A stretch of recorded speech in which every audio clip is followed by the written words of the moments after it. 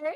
Welcome to the Sisterhood of the Traveling Bantha. We are your hosts, Denise. And Rexy, and we are recording with special support from Council Member Mark Collier. And we're broadcasting from our galaxy to yours. May the force be with you. Always.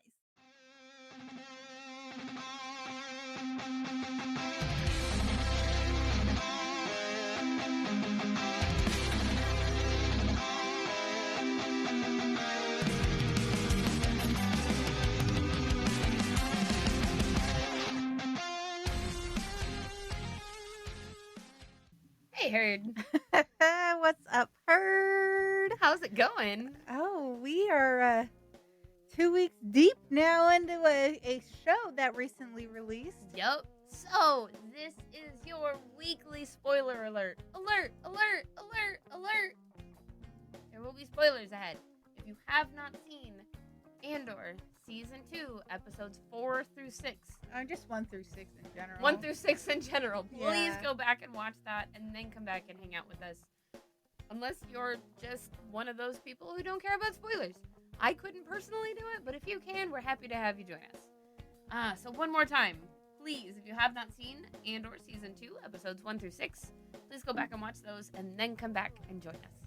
And if you aren't sure what episodes 4, 5, and 6 are, because that's what we are primarily going to be talking about. Yep. Episode 4 is Have You Ever Been to Gorman? Episode 5 is I Have Friends Everywhere. And number 6 is What a Festive Evening. You know what I just realized? Ooh. Those were all said at one point during the episodes. Yes, they were. They were.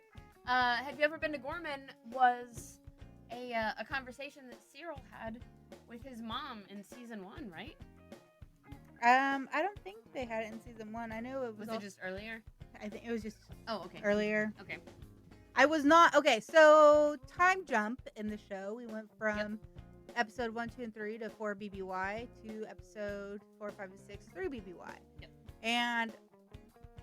1 year later from the events where we last left off. I was not expecting... Like, I was... It took me like a hot minute to realize what was going on. Oh, same. I thought at first Cyril and Deidre were broken up, and I was like, why is he on Gorman though? I was so upset. Because I was so happy by the end of season 3 or episode 3.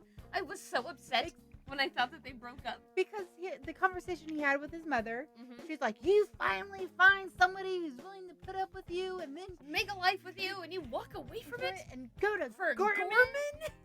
And then she's like talking all this crap about Gorman, which obviously we now learn that Krennic has started pushing this propaganda against it that was referred to in the first 3 episodes. And he's like, Mom, you need to stop listening to that news. Been watching too much Imperial news. Fake news.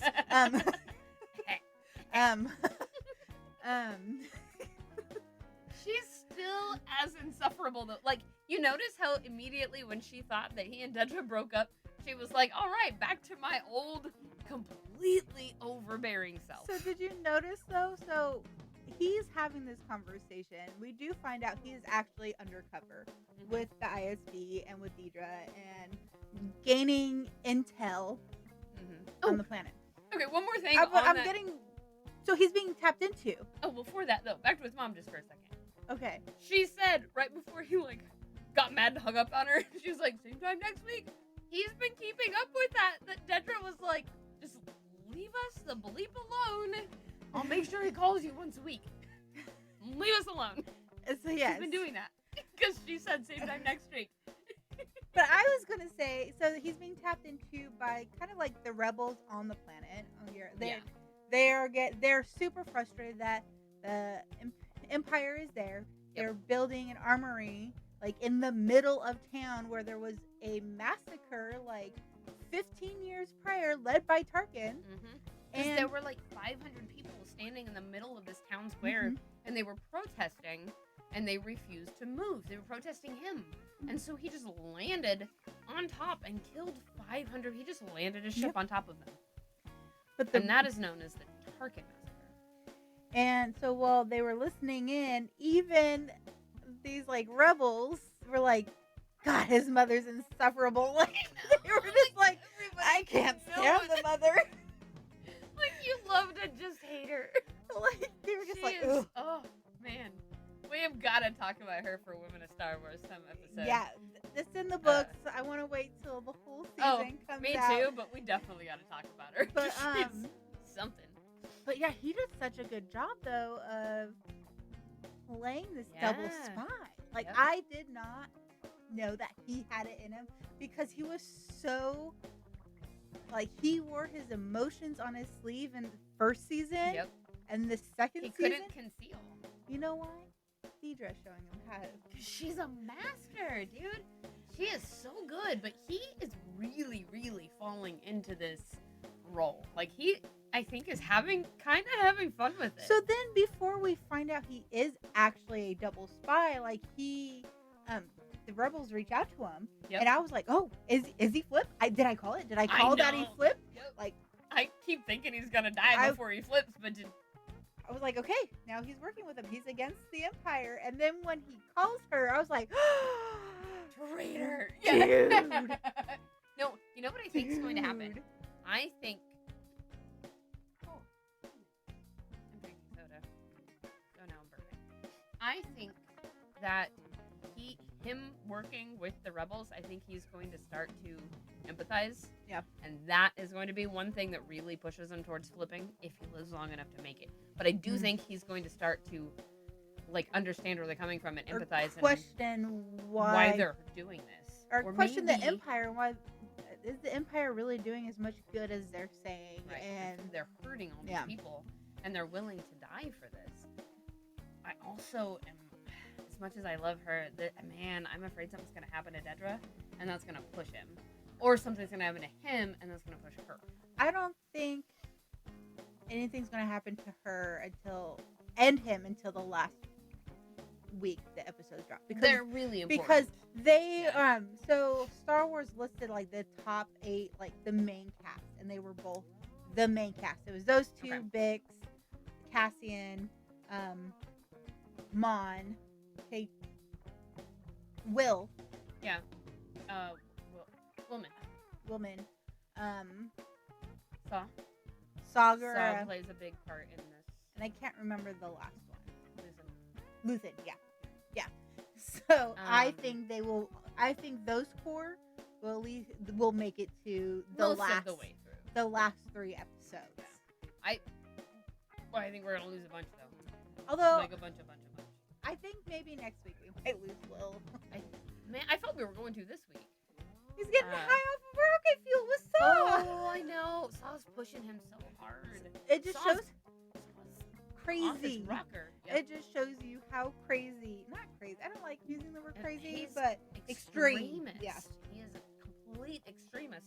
He is just as bad as the Imperials, just like completely so far in the opposite direction that he's almost touching the back end of their direction. You know what I mean? It's like just about circle. Yeah.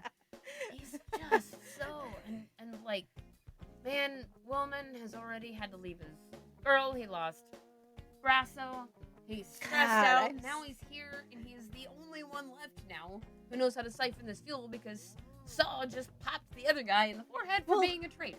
Well, the other guy didn't even know how to do it. He was teaching him. I know, but I mean, like, now it's just him. The other guy who was learning is Saw found it. Kept emphasizing how this was such a lost, like, art almost, because not many people know this technology. And he was like, "Where did you learn this?" And like, so obviously Will picked it up from somebody, but now that's just so much more pressure. So I don't blame him for inhaling that rocket fuel. Me neither. But also, like, this is flammable. I am concerned. Like, if he does this wrong, it will explode and everyone will die. And so they're inhaling it, and I am concerned. So yeah, I think something might happen to our friend next week. I think he'll be the next one to go. I don't know how much longer Lonnie's gonna make it. He's doing such a good job, but I'm worried about his mental health. Let's talk about Lonnie. You gotta realize, I read this online, and I never thought about it in this way. Lonnie's high up there with the ISB. Dude, yeah. Like, it's not like he's just an officer doing job. No, he's up there with Deidre and all these other people managing like sectors, and you kind of think about what kind of dirty tricks, what kind of things, unspeakable things did he have to do to get there. to get to that point. And the fact that you can tell, like, especially when he has those interactions with Luthen, that it guts him, like, it's so hard on him. like, and the fact that he can be and hide in the shadows and keep up with everybody, like, stellar actor. Like, I think I can see him start to crack. I think we saw him starting to crack at concerned. the episode 6 at the party, like, yeah, where everything just kind of like crashed into. But yeah, I think he's gonna lose it. Going back, I know we're gonna bounce around a lot for this episode, but like going back to Gorst, right? Like the Empire loved his work so much they were going to turn him into an entire program, and Lonnie was going to be one of those people in charge of making this program. Like, that was the torturing how high program. Up he is. Torturing program. Yeah, wasn't it? Yeah. That was the guy. Dr. Gorst was the guy who tortured Bix. Mm-hmm. I want to wait till the end to talk about Cassie Bix. Yeah, same here. I got a lot heavy. on that one. Same. But yeah, like, so just to further emphasize how high up there Lonnie is, he was one of 2 people chosen to take that torture and turn it into an entire program. Yeah, 2 people in the entire Empire. Not everyone even knew that this torture technique existed. Mm-hmm. And so I just make it. You never realize how many levels there are, or layers, when it comes to all this, because normally when you think of the Empire, you just really think of like, oh, TIE pilot, or Stormtrooper. Vader. You got Vader, but Kelpie, you don't. Yeah. And there's the ISB, because we've seen that in the cartoons. Right. We've seen it in Clone Wars, we've seen it in Rebels, but we've never. They're a presence, but we've never known them. No, we have never seen them in live action on screen. Mm-hmm. If you've read the books, you know about how ruthless they are. Yeah. Ruthless, and they will take any investigation and turn it to however they want it, and to fit their narrative. Like they're the worst of the worst, and people would always say that about the ISB. These are the worst of the worst. They have no moral code. They do what they need to do, and they don't care who they take down. And Lonnie, a rebel, is having to pretend to be exactly like them, or worse, because he's so high up in this. Mm-hmm. That's how he's able to help the rebellion so much. But like, the mental toll that must take, like the pressure. I couldn't even imagine just living that double life. And there's such extremes, these two, with the ISB, and then being that intel for the rebellion. And that makes so much more sense. Like when in season 1 they talk about, he was like, I want out. He when he was talking to Luthen, and he's like, want out. And he's like, no, I have invested all these years into you. Like, it makes like, you can't. I can't. There's no way they can get somebody up there that quickly again. Like, they literally molded him from the ground up. And he's important to the entire rebellion. Like, the rebellion would not be where they are without his input. No. And the knowledge that if he's caught, the ways that they will torture him. I mean, like, he's putting his entire neck on the line. And like, he has a family too. Remember, yeah, he has his life kid. And his family's life. Like, because they won't just go after him. They'll take his kid. They'll take everybody you have any sort of association with down with you. Yep. There is no limits to just the pressure. You see everybody starting to crack a little bit this season. You see these 3 episodes. Yeah. Kayla. We did this last week. Why can we never remember her we name? We did this last week too. I think it's we did. Keela. I thought I had an R in it. Keely. No, I don't think there is an R. Oh, why we're so bad at this. Kayla? God damn it. Kyla? Shit. Hold on. I'm gonna look it up. Okay. Luthen's assistant's name is I am looking it up. Why is this so hard for us? We both really like her. K-L-E-Y-A. Keela. Okay, I think we said that at one point. I think so too. One of the names that we threw out there. Keela. Keela is stressed. She's the one that's doing all the communication between everybody in the rebellion at this point. Bridge. Yeah. She is And I don't think Luthen appreciates what she does. I don't think he appreciates anybody's efforts to the point that they really should be. And I don't know that he can afford to. But he's got an ego, he too. has no problem using people and having them be disposed of. Like, having them be disposable. He has no problems with this. I think he cares about people, but he has no problem sacrificing them if that means Prediction. greater good. He is going to be her downfall. She is going to get killed because of him. I wouldn't be surprised. That is where I see this going, especially after what conspired during this whole, like, she is stressed out trying to communicate to him, like, hey, we need to get this, and he's like, oh, well, okay, well, yeah.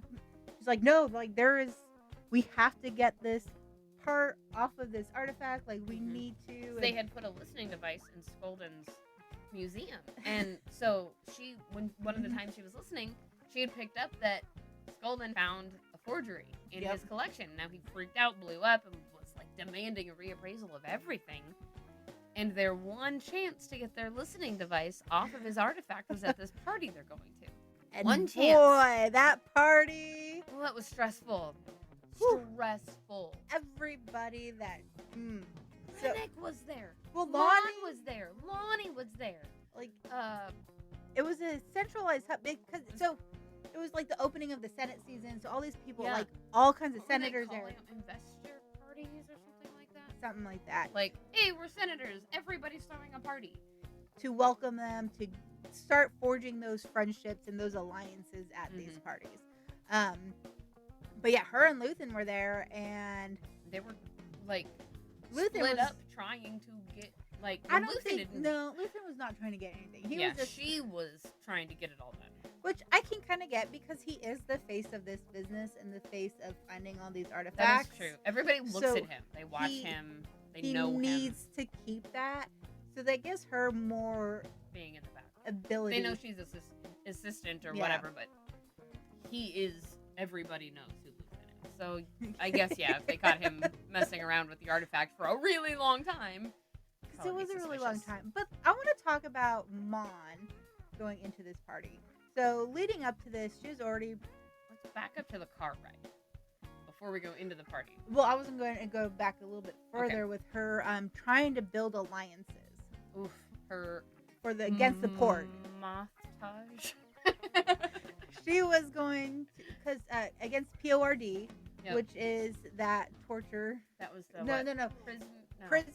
Prisoner ordinance. Oh my gosh, I looked it up earlier because I knew this was going to come up. Prison ordinance resentencing directive. Yeah, I think that's it. Ooh, yeah, this is. Which if you don't remember, the public ordinance resentencing directive. Yeah.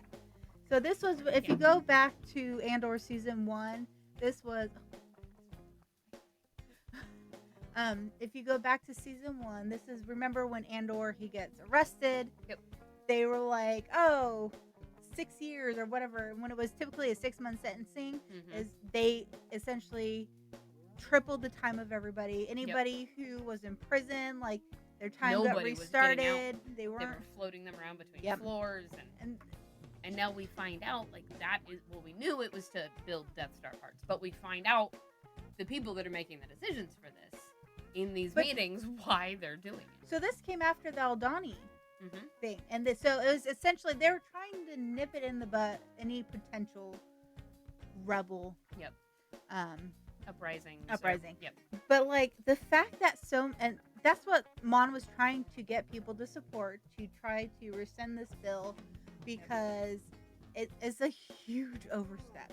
She was just constantly meeting rejection though. Nobody wanted to Everybody's be a part of afraid of the Empire. Like they're like, I don't want to get. Can't risk my people. I can't risk my planet. Like I can't risk it. Like her talking to Gorman. Yeah, they were just like, nope. He was like, we cannot. She's like, but you guys need it the most. Like they're overstepping. He's like, we don't want more drama after what happened with Tarkin. Like we need to stay low. We need to stay quiet, and that just shows what even in that like year and a half, how bad it's gotten. Like people are just bowing down to whatever the Empire wants because they don't want the drama. They don't want to bring attention to their planet, to their people, because to they their know society. what's happening. And we know it doesn't work out. We know about the Gorman massacre. Like, we know it does not end well for them. Like, you know, in hindsight, they should have stood up and fought because it didn't end up so well. But they didn't know that.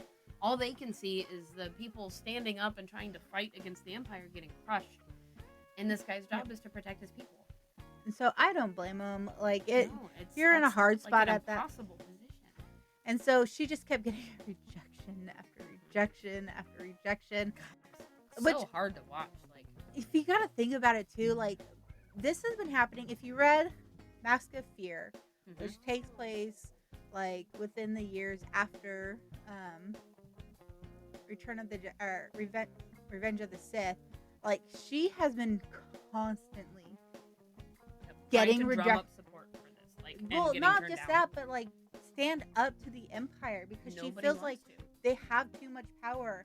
Just think about years and years of rejection and years of people saying, no, I don't want to get involved. I don't want to push the buttons. Like, I don't want to bring attention. I'm surprised that she is still going at this point and still fighting the good fight. And it's got to be completely deflating when, like, you're trying to do your job. You're trying to protect people. You know this is going to be bad. And nobody wants to stand up with you because everyone is terrified. It's like, you can't blame the people for being terrified, and you can't blame her for wanting them to band together and fight. But it's also like, she also comes from a planet that's so well off and nobody messes with. So sometimes I feel like she's a little jaded to what some of these other planets experience, especially the further you get away from the core world. Out of touch. Yeah. Maybe what you're like. Yeah. She's wearing beautiful fancy clothes and drinking expensive wines and eating lots of food while there are people dying and scraping together enough food to try to eat because the Empire is starving them out. So it is, I think, for her a little bit easier to stand up. Just same with like Bail Organa. We've talked about that in Mask of Fear. He doesn't care. He's not worried about how he's going to be perceived because he comes from Alderaan, which is a core world, and it was very well loved. He and was very well off. Like, he didn't have to want for anything. And people really liked him. So he had that going for him too. People kind of view Mon at this point as kind of a troublemaker. And a pest and a nuisance. Yeah. All of this is just working against her, and she's just watching this all come crashing down and not being able to do anything to stop it because she can't get any support behind her. And it's crushing. And so that's why it's so important that she goes to these parties. And it was very interesting while her and Perrin in the car going to... Perrin has done like a complete 180 since season 1. Dude, I couldn't stand him. I really like him. I kind of respect his character at this point. I think they have definitely come to an understanding since season 1. Yeah. Since their daughter got married off at 15. Yep. But he does like to be among the people, and he does like to schmooze, and he does like to party. So like he was kind of handed him that role. The whole party planner for he coordinated. Was not happy either, though. He was like, "Man, there's like 100 parties in the next 80 days, and like not even 80 days. It was like the next 8 days. It was like a short time span, and she was even like, I remember. What if we skip this one or go to 10 minutes of this one or?" We have to end the night here because we can't leave early. It's Golden. But it was very interesting, too, to see, I think the senators are really wanting people to connect with, because she made this comment, I don't know if you caught it, where she was talking about, she's like, do you remember when we first got here? We didn't host our first, ball for, years. And she's like, now people are coming and they're immediately throwing these parties. Yeah. So, no, maybe they aren't trying to, maybe they're just trying to throw these parties to get in the good graces of the Empire, to show, hey, we're here to support the Empire in Coruscant and trying to let's celebrate. This is great. Yeah. So maybe that's what it is. And so you can tell that neither one of them wanted to be doing this, though. And he, what did he say? He was like, how do I pack a year's worth of insincerity to 3 days? And she was like, well, you figure it out. But you also have to think they've been doing it at this point probably 20 years, because she was in the Senate Before the Clone Wars started. Yeah. So they have been having to play this game for basically their entire At least lives. 20 years. And and so that's exhausting, dude. Exhausting. And that's what I'm saying. Constantly and then, have to be on. Like, and always. Not getting the support you want to get the things moving forward. Right. Everybody's too scared to stand up and fight with you. Going and being pulled by the ISB and tortured. Oh, right. Like, and then still having to be like, oh, because right there, it all kind of converges in this, in the meeting hall at Skolden's place in the gallery, because there you see, Luthen and Mon and Krennic, and was not expecting to see Krennic there at all. I was trying to figure out who they were talking about because she walks up like somebody, and she was like, "Oh, where's your buddy?" And I was like, "Who's this buddy?" His buddy turned out to be freaking Krennic. And so Krennic and Mon had a little. Oh man, they have this a word spar, like a word battle, like turf war. I don't know. It was all words, but man, if those words were swords, there would be a lot of bodies. And you could tell at this point that Mon is also, she's definitely more vocal about things she didn't like with the Empire, because they were looking at history and talking about how history repeats itself, or we need to learn from history and all these massacres and stuff like that. And Tarkin's like, well, I don't know, they can be great. And like, she's like, no. But it worked out. She used to be very even and not really push that boundary so that she could easily get support for things. But now she's like, no, this is wrong, and I'm going to talk about it. But it worked out because while this was going on, we had Lonnie and Keela. Yeah. Kyla. Keila. Keyla. It's Klea. Klea. We didn't even say it right earlier. Oh my god. Klea. This is for a character we like so much. Klea. I cannot remember her name. Because they were trying. Lonnie were trying to get the bug out of the artifact. So it worked out really well. It was a good distraction. Mon and Krennic having a fight was a really good distraction that they needed, it turned out, because that bug was stuck. Well, yeah, like just all the tension going on in this room. The tension in these 3 episodes, like I posted something on my TikTok the other night, and I was just like, everything feels so heavy. Mm-hmm. And it's so tense, and like, I love it, but well, disclaimer, I don't like that we're getting 3 episodes at one night because I can't stay awake because I'm so tired. But I'm loving it. But I'm loving it because I don't think we would understand the full story of these 3 episodes if you didn't get to watch them together. They were separated. It would be kind of like season 1, where it was like, we the should first have had episode. more blocks. Yeah, because they went together. It helped tell a cohesive story arc.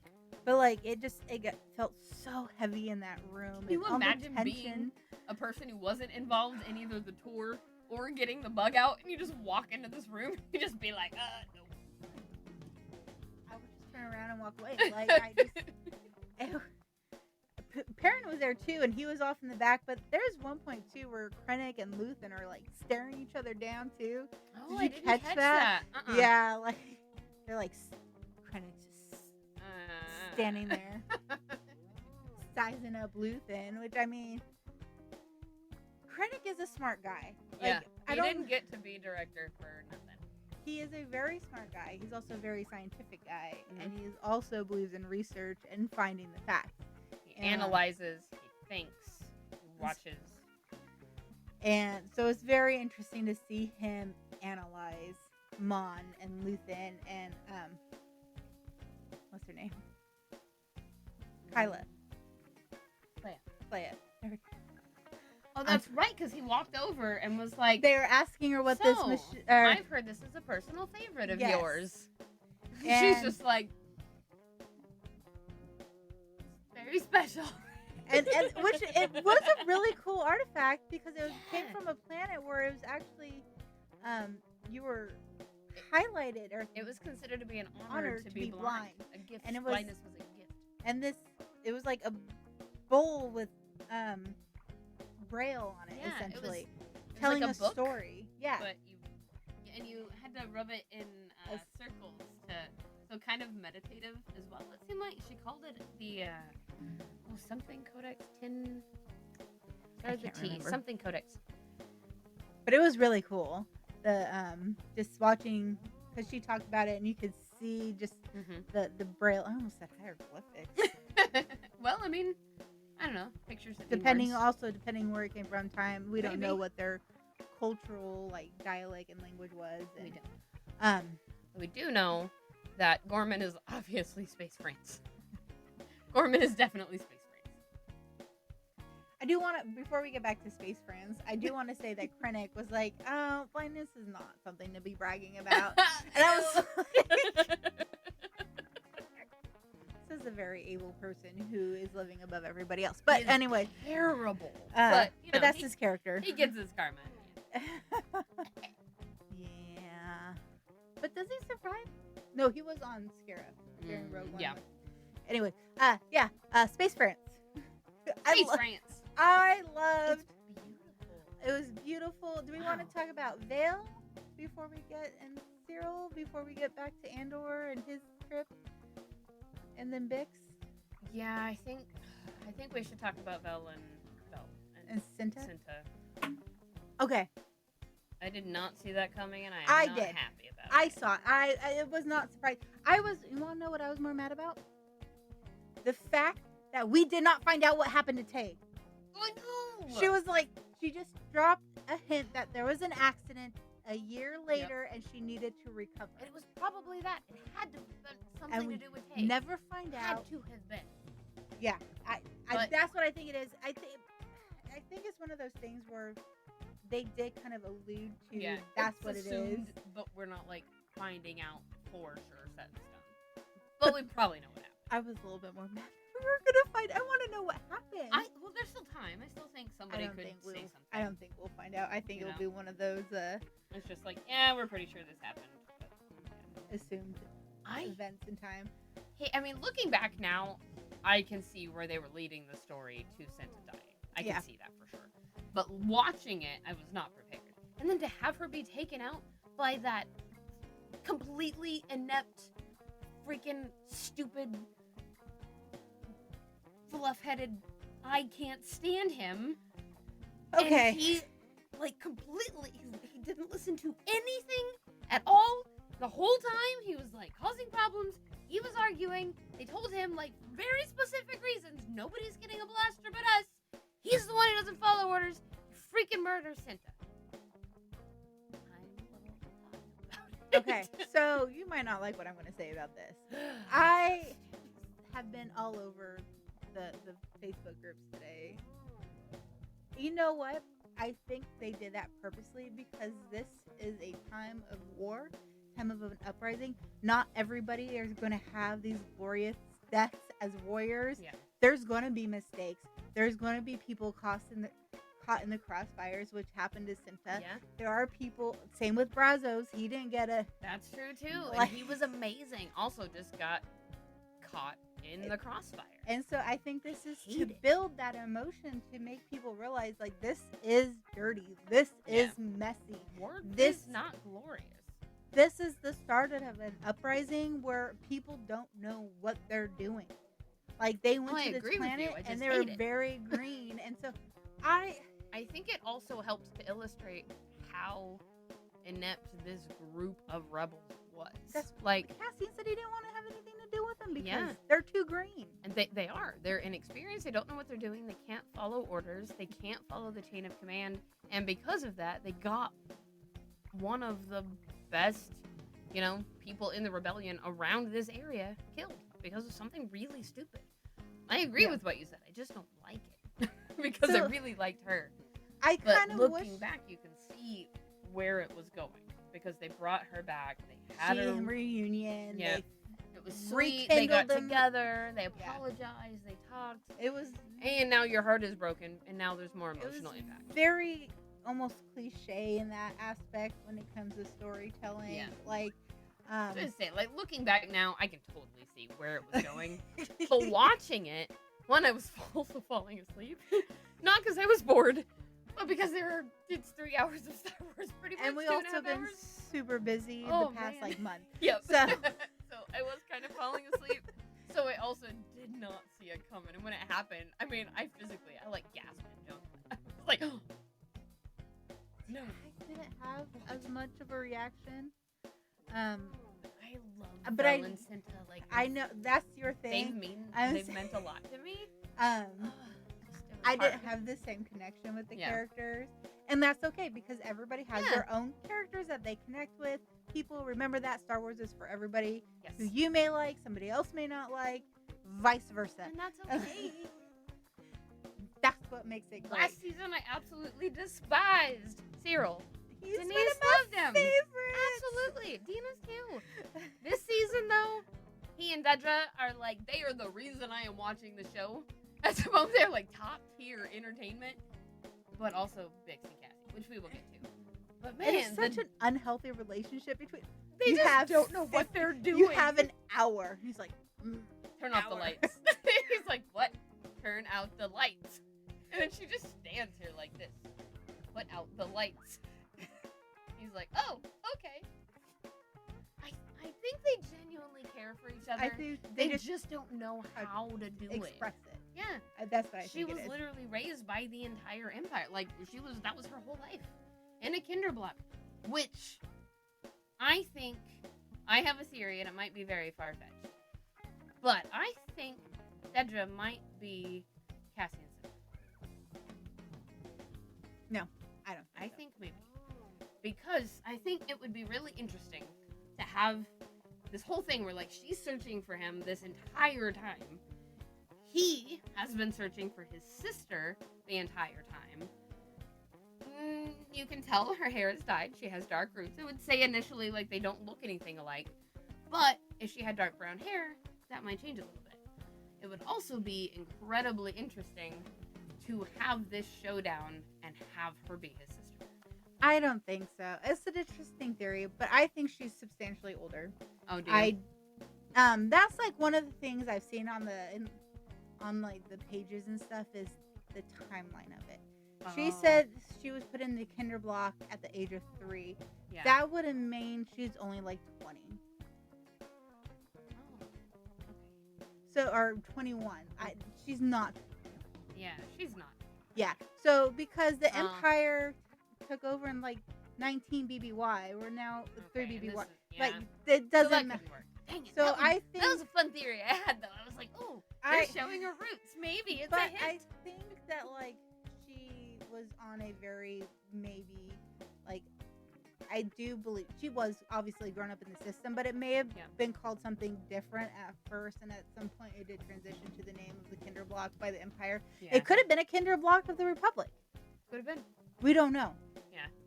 But that's true. We know very little. Like, that's the first, I think, even glimmer we've heard of a Kinderblock before. Yeah. Or them raising children. And I also think that Cassie may have given up on finding his sister because Marva told him you need to stop. There's nothing left of that. Yeah.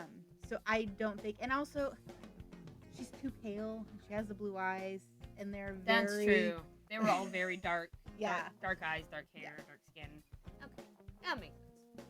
So well, I'll let you know the next theory. I was saying because they're also very close in age too, and she just looks substantially older than him. I don't know, but that's my take on it. Yeah. I would like to see. I can see how that would.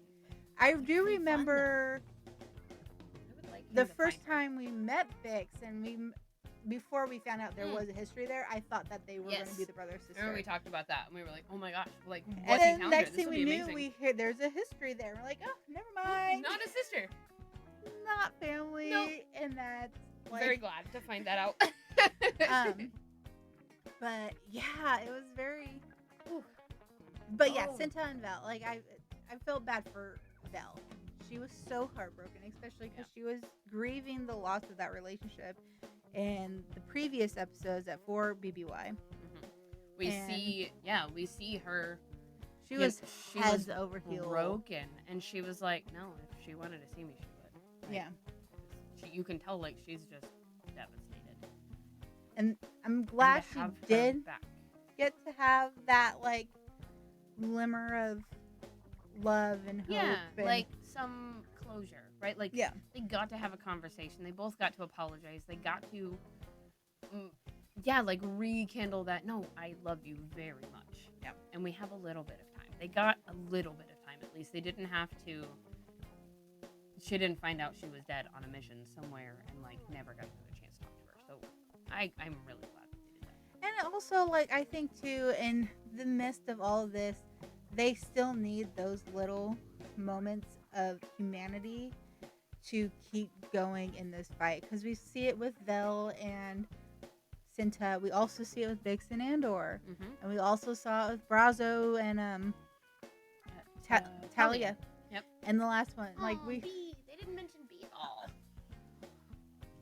And with, we don't know. To a very lesser extent, we see that connection with Lonnie and Clea. Mm-hmm. Even Perrin and Mon, like, the normalcy, like, the connection is important. Like, going back for a second, I do want to mention something that we didn't touch on, but I think was huge. For Clea and Lonnie, when they were standing there trying to get that artifact out, and he was like, I'm gonna walk away. You're gonna, like, you can see it in his face, like, you're gonna get me killed, you're gonna blow everything. And she's like, move. Right. Right. So then he goes, what would you do if I wasn't here? And she's like, whatever it takes. Yeah. Like, she is willing to do anything to protect the integrity of this. Yeah. And so is Luthen. Anything. And sacrifice anybody. And that's why I think Luthen is going to be her downfall. Yep. He also he's kind of ignoring that, like, she really needs to be able to do her job. And he just kind of expects things, but isn't allowing her to do it. Yeah. Like, and then he blew up at her about throwing the bug in. But she was like, we wouldn't have had all of this information had we not bugged the place. Yeah, no, I agree with you. But I wanted to touch on that. Like, she is so determined to win. Yes. And even just that little bit of time when she was, like, slicing her hand to ribbons trying to get the bug out, you could tell she was also enjoying getting to tell Lonnie about the artifact. Mm-hmm. It was a moment of connection for her there. Yeah. Definitely needed. But Vel and Cinta, their moment of connection was very fleeting, but it also, I think it was huge for Vel. And I think it's going to push Vel to some really, like, really intense places. I think she's going to... I think there's nothing going to hold her back anymore. She's lost the woman that she loves now for the stupidest reason. And I really loved the speech that she gave. Like, I saw somebody call it Cinta's eulogy when she was talking to the idiot who shot her. You don't get to cry. Yeah. I mean, that was almost up there, like, not the same level as Luthen's speech, but it was very good as far as memorable speeches from Star Wars. Yeah. I hope that when I die, there are enough good things about me for something like that. I think that's a good aspiration. You're good. Okay. I don't think you have anything to worry about. That was quick. But yeah, that just whole scene. But, which is so crazy. So, Luthen sent Vel there and Cinta there. Yep.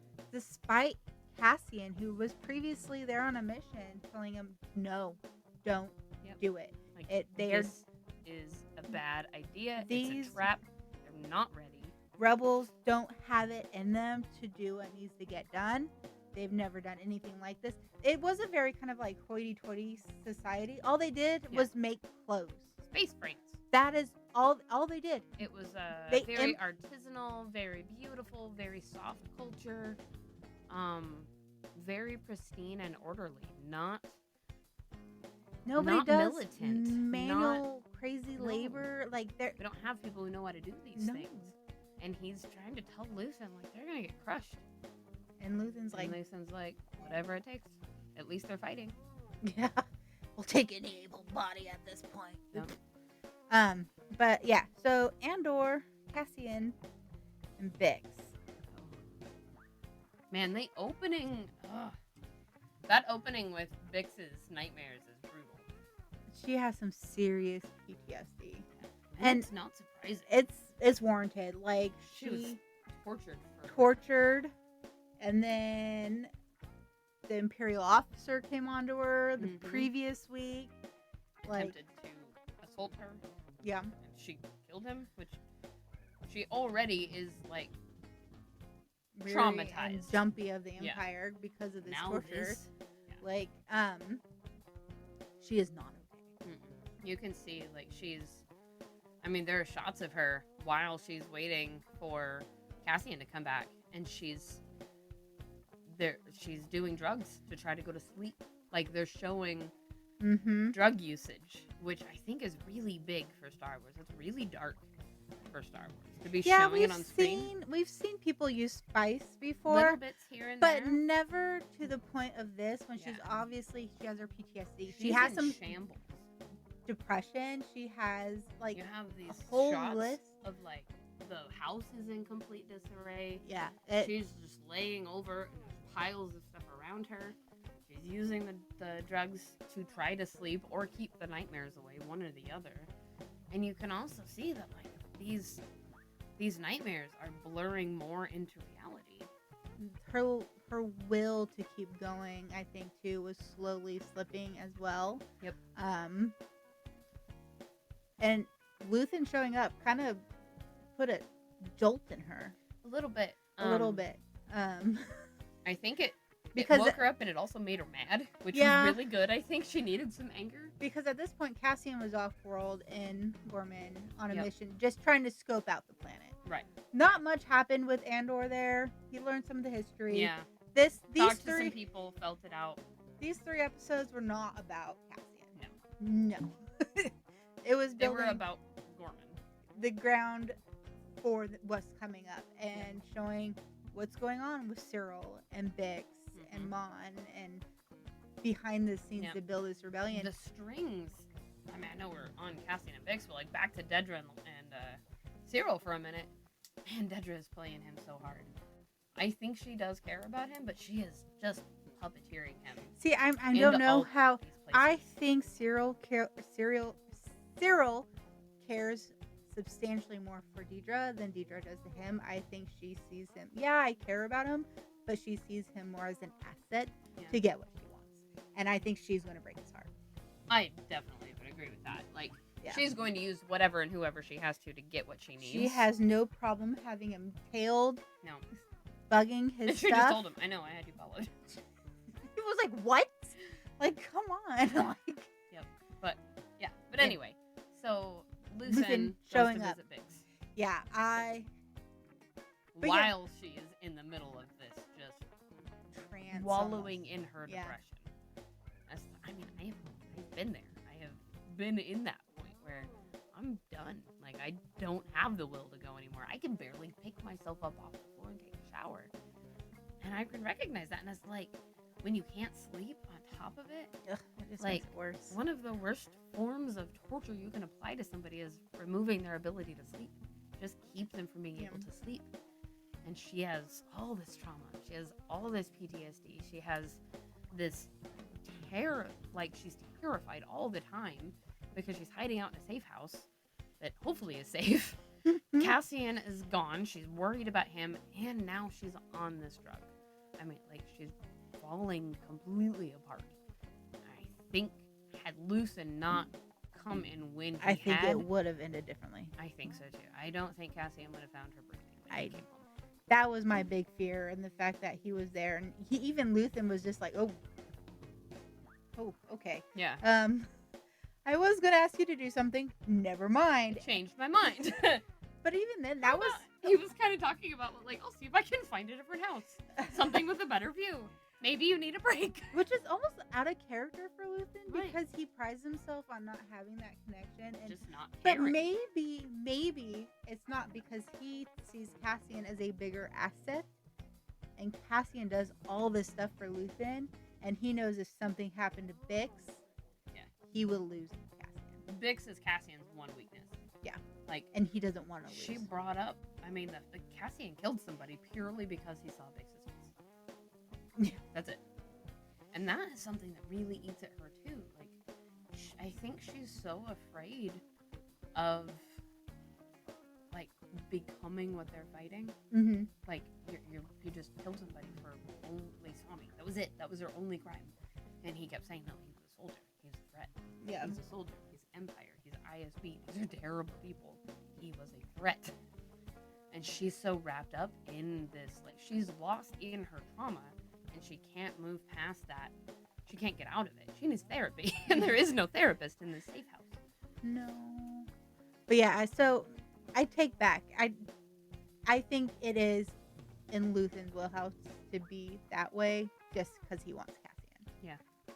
So it's not out of He character. needs Cassian. He needs Cassian he's has mad been about it too. Yeah. He's not Cassian's biggest fan because Cassian's hard to control. He doesn't like it. But Cassian will go off and do his own thing. And But Luthen Cassian doesn't like that. gets things done. And he can't afford And to he's lose him. effective. Yep. You cannot lose. And that's what set Cassian off, because Cassian comes back and Yeah, Bix, she cleans up. She kind of snaps into it a little bit. Kind of that interaction with Luthen kind of shook things up. And Luthen never told Cassian about his visit. And he had plenty of time because Cassian. They flew back He together.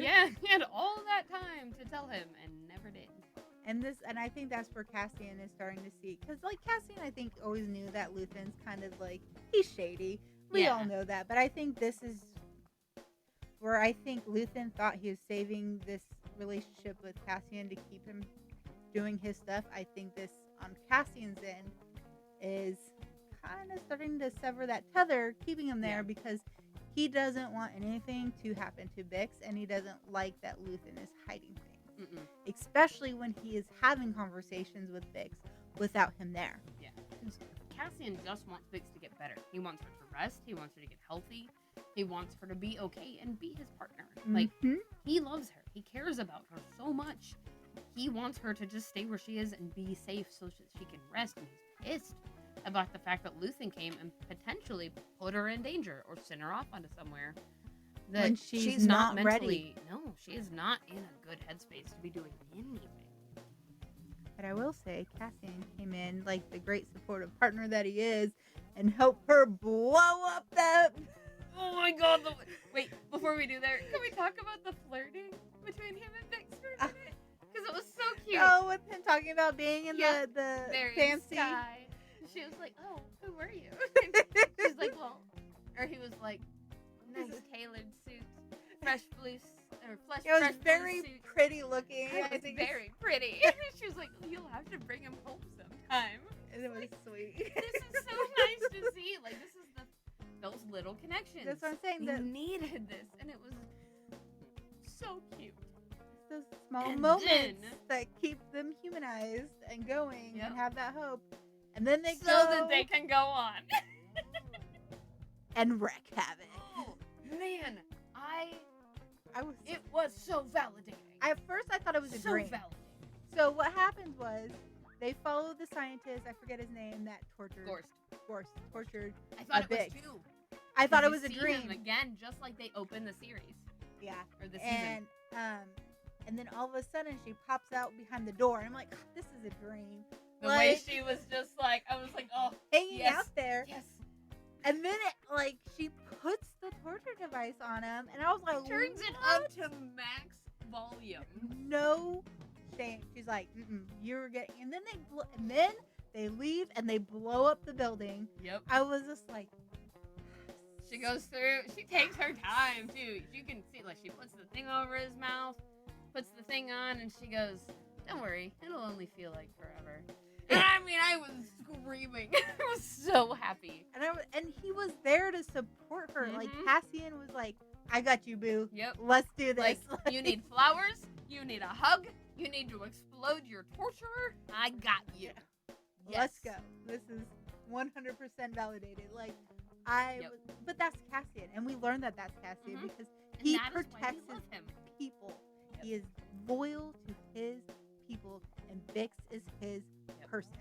Yep. Like- He will do anything for the people he cares about. And he's such a good character. He's such a good dude in this Star Wars universe. What if this? Oh, go. Okay. I am All right. so, like, I'm just so pumped So, talking about that Hear me out. explosion again. hear me out. We talked about Cinta and getting this like meetup with. What if this is the lead to Vix's death in the I next think 3 it's episodes? absolutely coming. Do you There think it's is the next no 3 mention. episodes? Or do you think it's? I think it's going to be the next. I think Will and maybe Vix in the next 3 because I of wouldn't how be it was. surprised. I don't know if I have a real good guess about when, but I know it's coming soon. There is no mention of her ever again. Like, no mention of Vix. So we know that she doesn't make it very far. Oh, Lonnie does make it. Lonnie does? Apparently, he's in like one of the scenes in Rogue One, like communicating. I read that somewhere, so don't quote me on it, but I'm pretty sure he's going to make it. Okay. That's Side cool. note, sorry, but yeah, I'm Yeah, I'm I think so Vix is gonna go soon, and that's going to propel Cassian I'm to do something big. terrified that because they got that closure with that for Bix, Yep. it's going to She's lead. had her arc. She came. I know it's coming soon, and I am not prepared. I'm like, not ready. as much as I was gutted for Cinta and Vel, Bix is gonna just rip my heart out. That one's gonna hurt. She's gonna hurt. But next week, you know what we get? What? Maybe You do? Offset? Yes! Yeah! Man, I'm so excited. Yeah, in an interview, he talked about being in episode 8. Yeah! Oh, I'm excited. I can't wait for So K2. we do get K2 in the next episode. So we have that to look forward to. Yay! Like, I'm we so need excited. some sort of like. We do, man. This is hot. This is It's getting heavy, and we heavy. knew it would because we know how it ends. It like, is heavy. I It's- am. This show is so real, and like That is another I thing that I've mention things seen. here and there that I have lived through, and some of this is very parallel. So I have seen a lot of people complain that this show is too political, especially with Star Wars is always political. We're going to go a little. Always We're going has to talk been. about this a little bit about how close to home it hits with Oh. current events. Sure. Here's the So kicker. the Phantom Menace. But here's the kicker. This show was written 2 years ago. Right. And go back to the Phantom Menace. Trade Federation, embargoes, taxes, tariffs. I mean, Star Wars is political. At its core, it's politics. But some people are complaining that it's too much like current. Dude, they did the same thing with freaking Oh yeah. the one before Skeleton. Oh, Acolyte. They did the exact same thing with Acolyte. No, People they just will didn't like that find they a had reason. lesbian witches. Yeah, I guess so. But people will find a reason, and right now, people are hot about politics And- because it's big and it's current and it's exploding. And then they see it in Star Wars, and they're Yep. like, "Well, that's what this show It's has. political. This show has been about that the entire Since time. day one. This show was never a. It has always been about corrupt governments and the little guys trying to rise up and keep their freedom. Yep. That's what Star Wars is. Yeah, and so. I don't know what to tell you guys. But yeah, if you want to see like hot debates back and forth, go into like groups on Facebook. Yeah. Oh, all over the place. It's Oh. so great just watching. just like- scrolling through all the drama. Yes. Yes. Yeah, it's always been political. Like, I've never gotten into that argument because if you just pay attention to the story, Wars It's deal political. with politics, and wars is literally in the name of the franchise. wait, no, it's not. What? Star Wars? Star Wars? Is that what that word Yeah. was? Star Wars? Fighting It's all politics about- battles? Even Lucas, when talking about Star Wars, he would talk about the different regimes that they were supposed to be like modeled after, Right. and so I it's mean, come on, people, it's fine. But yeah, it's yeah. We don't subscribe to that. We are aware. but yeah. So next week will be interesting. I need to watch it again. I feel like there's little things that I've missed. This is bad. She is absolutely like she is. I don't even I can't find the word So- for it, but she is such a good torchlight for anybody who's had to go through sexual assault or abuse or torture or confinement or PTSD or any of these things. Like, she is such a beacon to look to. And again, with this, like, Star Wars is representation, and representation is very important. When you have gone through things that are heavy and you have never ever gotten to get that kind of closure for yourself, or that kind of justice, if you want to say that, but you get to see a character that you identify with get theirs, you can internalize that a little bit. It's important. I was going to make one complaint about the show. Go for it. I feel like we haven't got enough Cassian growth. Yeah. We haven't gotten a ton of Cassian. I'm saying, period. This show's Andor. I want more Cassian. That's all I want. Yeah, the Book of Boba Fett, and people are like, "Where's Boba?" Okay, yeah, there's like one whole episode of the like only 8 episodes that he wasn't there. Yeah, you're like, where'd he go? I want more. His name was on the show. I want more Cassian. I do too. I think we're gonna start getting a lot more. I think in the next 6 episodes, their storylines are going to intertwine more and not be so spread out. Yep. I think that's what and we're we're leading. losing people. I think we're going to lose these vantage points and these perspectives. And thinking about this too, like everybody that is being affected is somebody that affects Cassian. Mm-hmm. So all of these things, like all of these deaths, all of these losses, they're going to affect him, and they're going to propel him further into this cause. I mean, we get to see what takes Cassian from prisoner, right, on the prisoner on Narkina to Rogue One. We get to find out what does this and what the reason is, and I think a lot of that is going to come from the next 6 episodes, because we know that Vix can't make it. We know that he can't, and we never see B again. B is very important to him. We're going to lose people that are going to crush us because we're supposed to feel what Cassian feels. Yeah, so it's going to be interesting. It's going to be hard. I cried some more. We haven't even gone into the thick of it yet. No. I'm already crying. So with that said, come back next week as we discuss episodes 7, 8, and 9. So finding the friend from our galaxy to yours. May the force be with you. Always. Thank you for listening to Sisterhood of the Traveling Bantha, written and produced by Denise McKay. Edited and produced by Rexy Jupiter. Original logo designed by Tyler Rigney. Intro and outro music is provided by the Galactic Empire. You can find us on all streaming platforms at Travel and Bantha.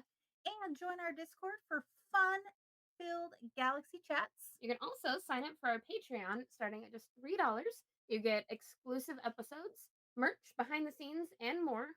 And a special thanks to all our Jedi Knight members and higher. We have Rooney, Michael Beavers, Mark Collier, and James Peake. From our galaxy to yours. May the force be with you. Always.